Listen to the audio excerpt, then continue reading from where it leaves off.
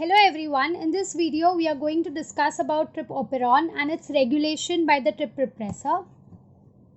So first let's see the structure of the Trp Operon.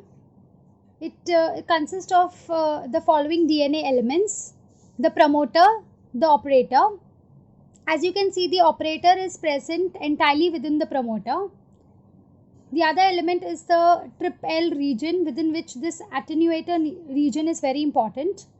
And finally, the structural genes, which from right to left, if you see, it consists of Trp A to E, that is Trp A, B, C, D, E.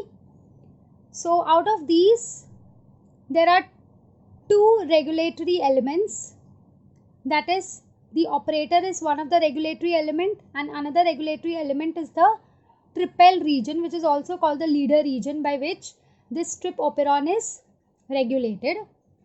Okay, in this video we are going to discuss about the regulation which is brought about with the help of this operator regulatory region. Okay, as we all know that in an operon, all of the structural genes are under the control of a single promoter and they are regulated by this single operator. When this structural gene will get transcribed, it will get converted into a polycistronic mRNA. Now at the very 5' end, you have this Trp, which on translation will give you a short leader peptide, which is of 14 amino acid. It is highly unstable, but the translation of this region helps in the regulation of the transcription of these structural genes in the Trp Operon, okay, which is called attenuation. While these rest of the structural genes, that is the Trp E, will encode for anthranilate synthase component 1 and Trp D will code for anthranilate synthase component 2 on translation. Okay, and these two components will together form the enzyme anthranilate synthase. Okay, Trp C will give one enzyme which has an isomerase as well as a synthase function. That is, the name of the enzyme is phosphoribosyl anthranilate isomerase and indole 3-glycerol phosphate synthase. This Trp B will form tryptophan synthase beta subunit, while the Trp A will form tryptophan synthase alpha subunit, which together will form the tryptophan synthase enzyme, which is a tetramer made up of 2 alpha subunits and 2 beta subunits. So thus, the products of the structural genes are nothing but 3 enzymes, and these 3 enzymes are involved in converting this precursor molecule choresmate into L-tryptophan via series of reaction. Before we come to how it is regulated exactly, we will discuss few new terms. We already know that what is a repressor. A repressor is a protein molecule that is going to go and bind to the operator region, and when the repressor is bound to the operator region, RNA polymerase cannot bind to the promoter region, and therefore there is no initiation of transcription of these structural genes from this promoter, right? But in Trp Operon you have something called as the aporepressor. Now what is this aporepressor?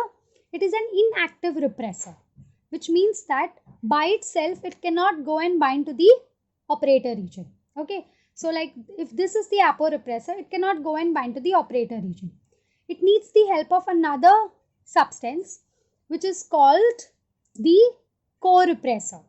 Okay, now when the co-repressor goes and binds to the aporepressor, a conformational change takes place in the aporepressor in a way that now it gets converted into a holorepressor, which is called the active repressor. Okay, now this active repressor can go and bind to the operator, preventing the transcription of the structural genes, because once this goes and binds to the operator, RNA polymerase cannot bind to the promoter. So I hope you all have understood that the aporepressor is the inactive repressor. To convert this aporepressor into the active repressor, you need co-repressor. Now this co-repressor can be a small molecule or it could be a protein. Okay, mostly co-repressor as proteins are seen in eukaryotes. and co-repressors as small molecules are seen in prokaryotes. Okay. Now, the Trp Operon is regulated by a regulatory gene which is called the Trpr gene, which is under the control of its own promoter. And this gene is present far away from the Trp Operon. That is, it is not a part of the Trp Operon. So this Trpr gene on transcription and translation will give rise to the aporepressor. Okay. And aporepressor in the form of monomers. These monomers, like two monomers, will combine to form a trip aporepressor dimer. Okay, so we just now discussed that the aporepressor is an inactive repressor. So this aporepressor cannot go and bind to the operator. Therefore, in normal condition, the default mode of the Trp Operon is that it remains active. That is, RNA polymerase goes and binds to the promoter and leads to the transcription of the structural genes. And the structural genes on transcription and translation will give rise to the enzymes which will form the L-tryptophan, right? And L-tryptophan is very essential amino acid for the cell for its proper functioning. Therefore, in normal condition, the Trp Operon is active. Let us consider a condition wherein the tryptophan levels become very high in the cell. Okay, that is in micromolar concentration. So, these levels are very high, quite high than what the cell needs. So, in this condition, it is important that the Trp Operon needs to be switched off, right? That is, there should not be any transcription of the structural genes anymore because already in the cell the tryptophan levels are very high. So, this tryptophan acts as a co-repressor. Tryptophan goes and binds to the aporepressor, converting it into the holorepressor, that is the active repressor. Now, this active repressor will go and bind to the operator. Okay, and when it is bound to the operator, RNA polymerase will not be able to bind to the promoter, and therefore initiation of transcription from the promoter of these structural genes will not take place. It means that now the Trp Operon is repressed. That is, there is no transcription which is happening of these structural genes, and therefore the Trp Operon is called a negative repressible operon. Negative because it is negatively regulated by the holorepressor, that is the active repressor, and repressible because when tryptophan levels in the cell become very high, then tryptophan converts the inactive repressor into the active repressor, thereby bringing about repression of the transcription of the structural genes of the Trp Operon. Okay. Now, this is the structure of the holorepressor, that is the active repressor. It is a dimer, okay, and it is a homodimer, which means that it is made up of two identical monomers or subunits. One of the monomer is shown over here in green and the another is shown in purple, okay, and each of the monomer is made up of 6 alpha helices. You can see here A, B, C, D, E and F, okay, and to one subunit here you can see one tryptophan is bound, and to another subunit here you have tryptophan which is bound. Thus, to a dimer you have two tryptophan molecules which are bound, okay. Now, out of these helices, two helices form the helix turn helix motif, that is this E helix over here, then there is a green turn, and then this D helix forms a helix turn helix motif, and here also this purple and this turn and this another forms a helix turn helix motif.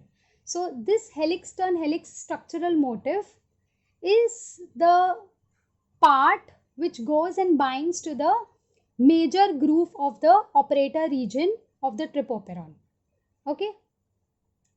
While the other helices, that is A, B, C and F, help in holding the two subunits together so that the dimer is formed, and also forms the major hydrophobic core of the protein, okay.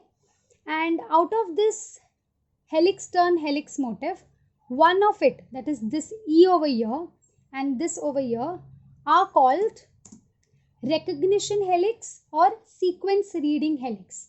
So these are the helices which properly fit into the major groove of the operator region, making proper contacts with the reacting groups of the nucleotides in the major groove, so that this entire dimer is properly bound to the operator region. Okay. So now let us discuss why the aporepressor cannot go and bind to the operator region while the holorepressor can. Okay. So it is to do with the orientation or the alignment of the recognition helix that we just discussed. As you can see in the aporepressor, the conformation of the dimer is such that the recognition helix cannot properly fit into the major groove. You can see it is slightly downwards. Okay, but in the holorepressor, as the tryptophan goes and binds, there is a conformational change which takes place, because of which now the recognition helix can properly fit into the major groove and make proper interaction, and therefore remain stably bound to the operator region. Okay. This is exactly what is shown over here. You can see that there are two subunits, of which the recognition helix of one subunit is this capital E, okay, and one is this, and that of the other subunit is this E, small e, okay. So when in the inactive form, that is in the aporepressor, when the tryptophan is not bound, this recognition helix is present in this alignment. You can see it is quite like this is the major groove, so it is present downwards, and in this case this is the major groove, so it is present a bit upwards, which means that both of the recognition helix of each of the subunits are not properly able to fit into the major groove. But as soon as tryptophan comes and binds, then there is a shift of these recognition helix. So can you see the green circle? Now this recognition helix has shifted towards the upper side, and here also you can see it has been shifted a bit towards the lower side, in a way that now both of the green circles you can see are properly oriented into the major groove, so that they can make contacts with the reacting groups of the nucleotides in the major groove and stably get bound to it. Okay. And in the Trp Operon, it has been seen that the operator region has three operator sequences. Okay, O1, O2, O3. When the holorepressor, that is the active repressor, bind to these operator sequences, it has been observed that adjacent active repressors, they interact with each other, and this interaction results into more stable binding of the individual repressors to the operator region. Thus, it increases the degree of repression. So, in conclusion, when the tryptophan levels are low, or when there is no tryptophan at all, what happens is the repressor in the cell is in the inactive form, that is in the aporepressor form, and therefore it cannot go and bind to the operator. Since the operator is unoccupied, RNA polymerase goes and binds to the promoter and brings about the activation of the transcription of the structural genes of the Trp Operon. Okay, and when the tryptophan levels are high, the tryptophan acts as a co-repressor and it goes and binds to the aporepressor, converting this inactive repressor into an active repressor called the holorepressor. And this active repressor can bind to the operator region, and therefore RNA polymerase cannot bind to the promoter region. There is no initiation of the transcription which takes place, and thus we say that there is repression of the transcription of the structural genes. Okay, thank you.